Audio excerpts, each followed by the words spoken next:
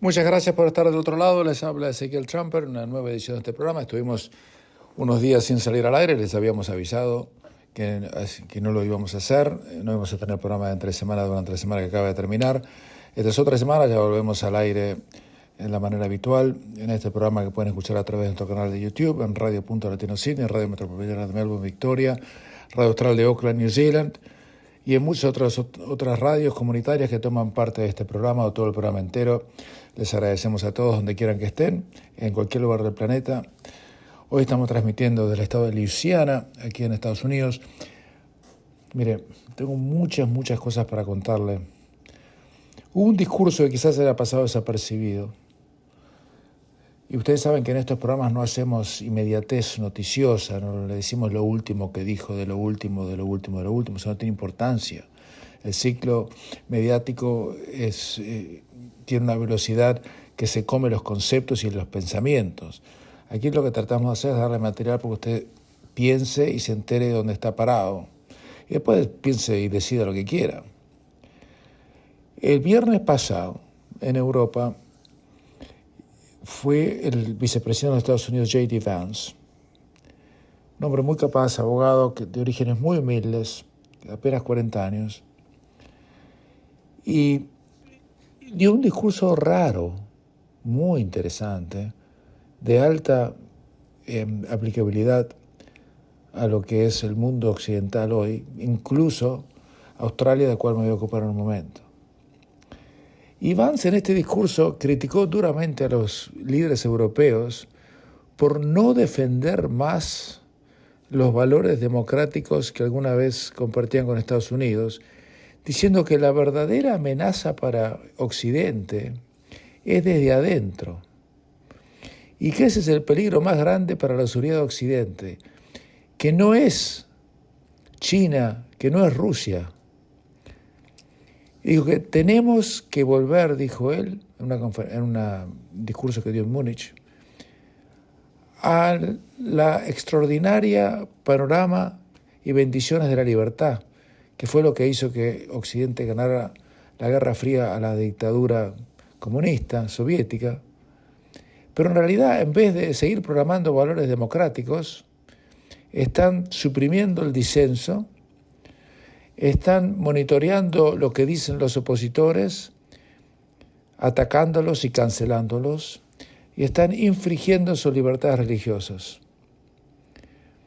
Y dijo que los líderes de Europa deberían unirse a la cruzada, no utilizó la palabra cruzada, pero lo que quiso decir, del presidente Trump, y luchar para defender los derechos de Occidente en el mundo.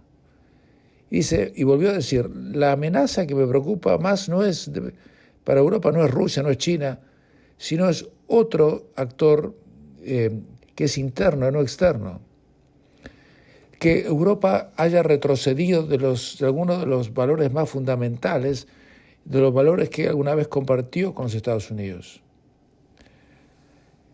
Y de alguna manera dejó de lado las preocupaciones que pueden traer a los líderes europeos por el rol de Elon Musk en Estados Unidos, y dijo, si la democracia americana pudo sobrevivir 10 años de esta mocosa Greta Thunberg, usted se acuerda de esa, puede sobrevivir unos pocos meses de Elon Musk en todo caso. Dijo, yo creo profundamente que no hay seguridad y si uno tiene temor de las voces y opiniones y de la conciencia que uno quizás usted no comparta. Uno no puede ganar un mandato democrático censurando a sus opositores o poniéndoles en la cárcel, que fue lo que se trató de hacer en Estados Unidos con los demócratas liderados por Biden y después por la impresentable Kamala Harris. Y Vance también hizo alusión a la cancelación de la elección presidencial en Rumania, donde como no ganaron los que ellos querían, cancelaron la elección. La cantidad de gente que hoy en día es multada en Gran Bretaña o llevada a la cárcel por pensar diferente. Dice que lo que está en retroceso en este momento es la libertad de expresión. Se los dije montón de veces que en Australia, por ejemplo, no existe el derecho a libertad de expresión. Es un derecho constitucionario, pero no está consagrado en ley, ni mucho menos a nivel constitucional. Por eso están completamente indefensos y por eso los australianos pudieron hacer las barbaridades monstruosas que hicieron durante la época del COVID. Y dijo, el presidente Biden, refiriéndose al expresidente de Estados Unidos, fogoneó esta crisis democrática prohibiendo el disenso sobre lo que pasaba con el COVID. Ahora se sabe que el gobierno anterior de Estados Unidos puso presión sobre Facebook y otros gigantes de las redes sociales para que no publiquen cierta información que ellos no querían. Pero todo eso se terminó. Ahora hay un nuevo sheriff en la ciudad o en el mundo y tenemos que hacer lo posible para volver a los valores que hicieron que Occidente sea lo que es. Bueno, esto es muy, pero muy importante. Y refiriéndose a Alemania, dijo, casi 1 de cada 5 personas viviendo en este país vinieron del extranjero. Y usted fíjese una cosa, hoy en Bélgica, por ejemplo, en Bruselas, el 70% de la población es inmigrante. En Ámsterdam el 58%, en Rotterdam el 60%. Y no vienen de Argentina, de Colombia o de Estados Unidos o de la India. Vienen todos, la gran mayoría de países musulmanes o del centro de África. Y si usted me dice que lo que estoy diciendo yo es racista, le invito a que piense lo siguiente. Trate de llenar una aplicación de solicitud de inmigración para ir a vivir a Japón, a China, trate de ser ciudadano de Qatar o de Arabia Saudita y después me cuenta. Ahí no deja entrar a nadie. Es más, Australia, por ejemplo, importó más de 3.000 personas de Gaza. ¿Saben cuánto se importó a Arabia Saudita y Dubái? 0. 0, literalmente. 0. No dejaron entrar a nadie. Y todo lo que les estoy diciendo en este momento es para que piensen, pero profunda y detenidamente, acerca de qué es lo que está pasando en el lugar donde ustedes viven. La gran mayoría que nos escuchan sé que viven en Australia.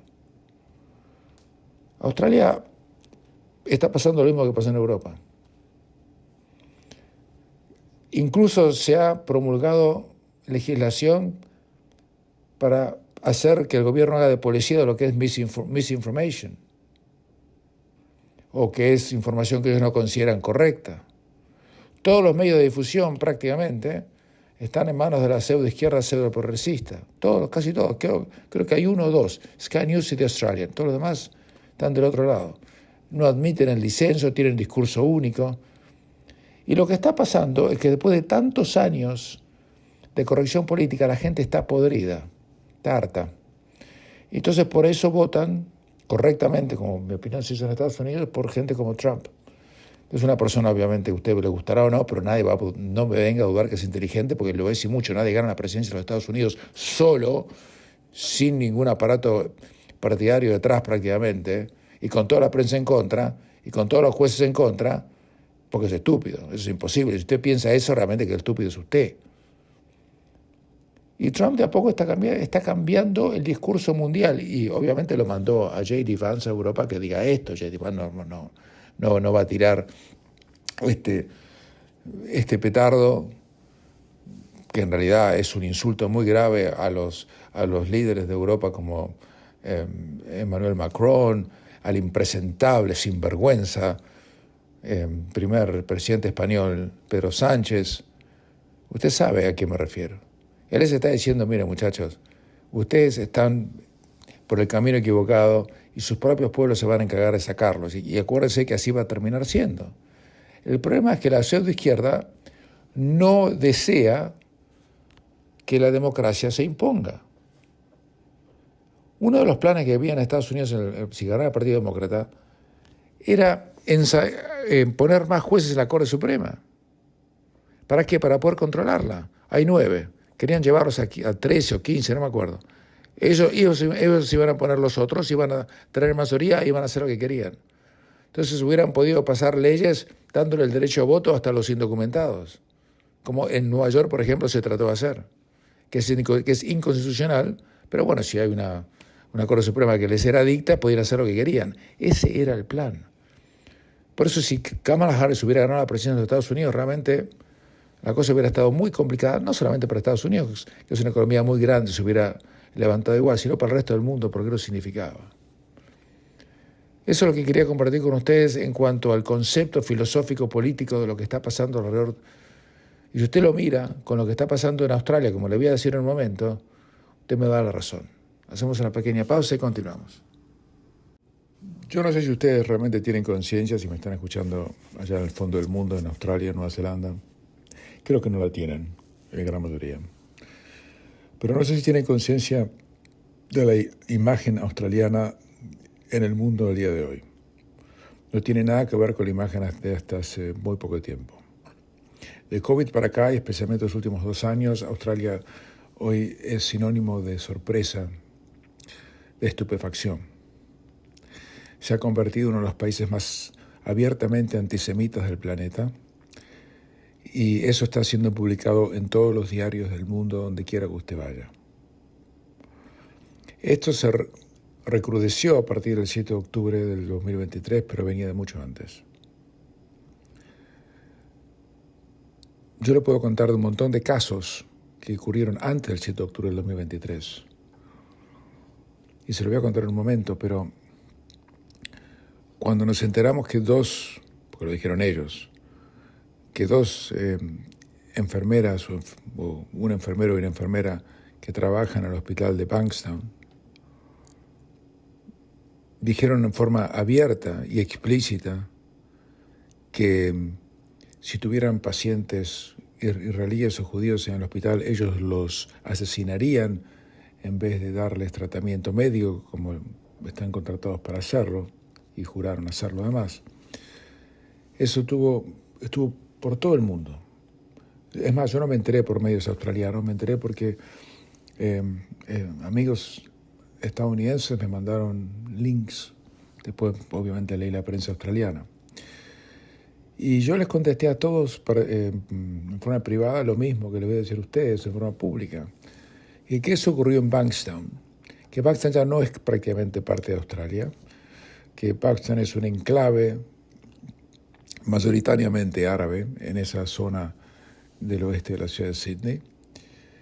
Y que quienes hablaron así, hablaron porque ellos ya están hablando así permanentemente con los que están alrededor de ellos y han normalizado ese sentimiento, ese pensamiento. Porque ya se dan cuenta que eso no es Australia, o es la Australia que es lo que Australia es hoy, pero no es la Australia común que era antes. Ellos hablan como si estuvieran en Nablus, por ejemplo, una ciudad en Judea y Samaria, controlada por la autoridad palestina, cerca de Israel hoy. Pero lo que ustedes están viendo es simplemente la punta del iceberg de un movimiento mucho más profundo que ha cambiado la cara de Australia quizás para siempre. Yo no creo que esto se termine si hay elecciones y gana la oposición, que tengo mis dudas que ganará, pero bueno, eso es otra cosa. Esto viene de mucho antes. Yo mismo recuerdo incidentes profesionales hace más de 20 años. Yo he contado detrás de este micrófono la actitud que tuvo una alta autoridad legal, donde yo mismo pude comprobar fehacientemente que era un vulgar y verdadero antisemita y estaba tomando decisiones antisemitas a pesar de la evidencia abrumadora que se le había presentado en su contra. Abrumadora. Y también hay otros casos así. En Victoria, por ejemplo, hubo un caso donde unos estudiantes de una institución secundaria se quejaron por la discriminación que estaban sufriendo. Era un colegio secundario en un suburbio de Melbourne. Fueron a la corte, ganaron. Pero lo interesante de la situación es que el Estado se opuso a la orden que querían los estudiantes porque habían estado siendo discriminados. Y gastaron dinero del Estado para pelear contra los judíos que se estaban quejando. Perdieron al final. Después del 7 de octubre o el 8 de octubre, cuando empiezan las manifestaciones diarias por doquier, en todo, a lo largo y ancho de Australia, especialmente en Melbourne y Sydney, constantemente, contra una población que no es ni el 0.1%.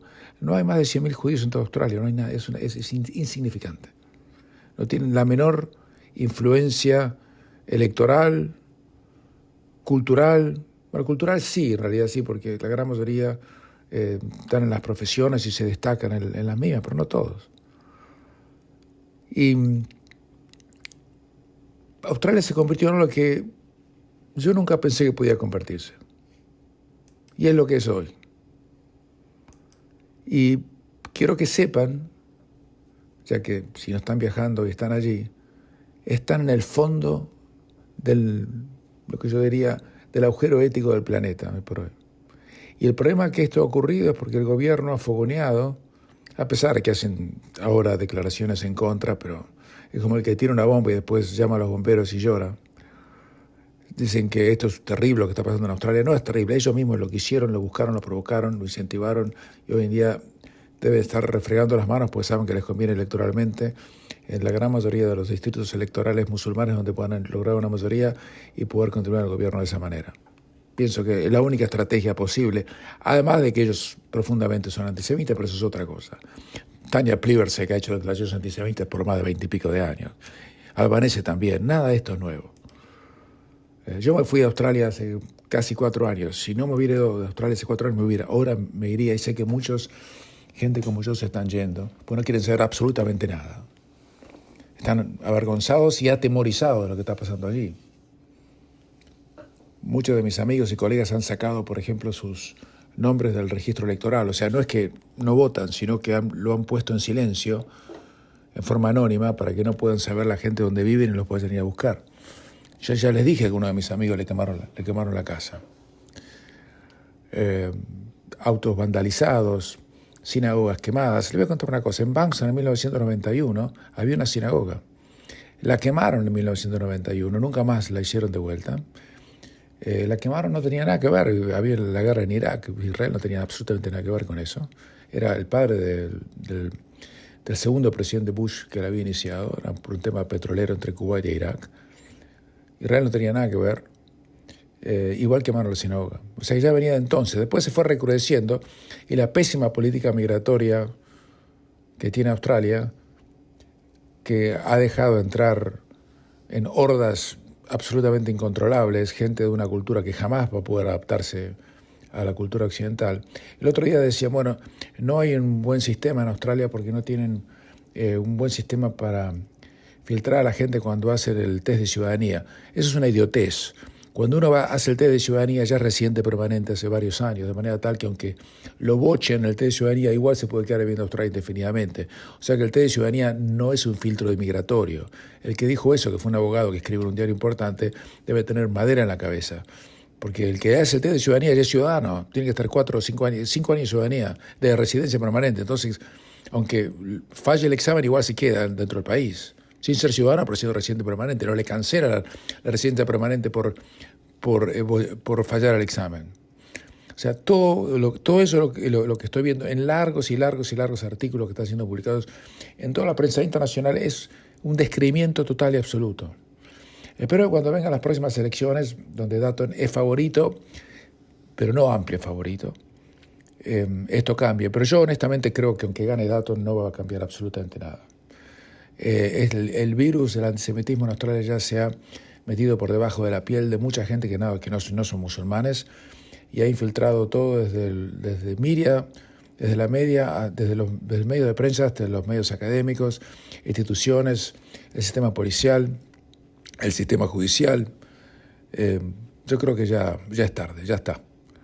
El país nunca más va a volver a ser, en ese sentido, una fuente de tolerancia, respeto al cual yo estaba tan orgulloso durante tantos años de mi vida y hoy realmente me avergüenzo, como sé que muchos de ustedes se avergüenzan y sé que me lo dicen privadamente en un montón de mensajes, algunos públicos también que nos mandan y que nunca tengo tiempo de leer al aire porque tenemos otras cosas que tratar aquí.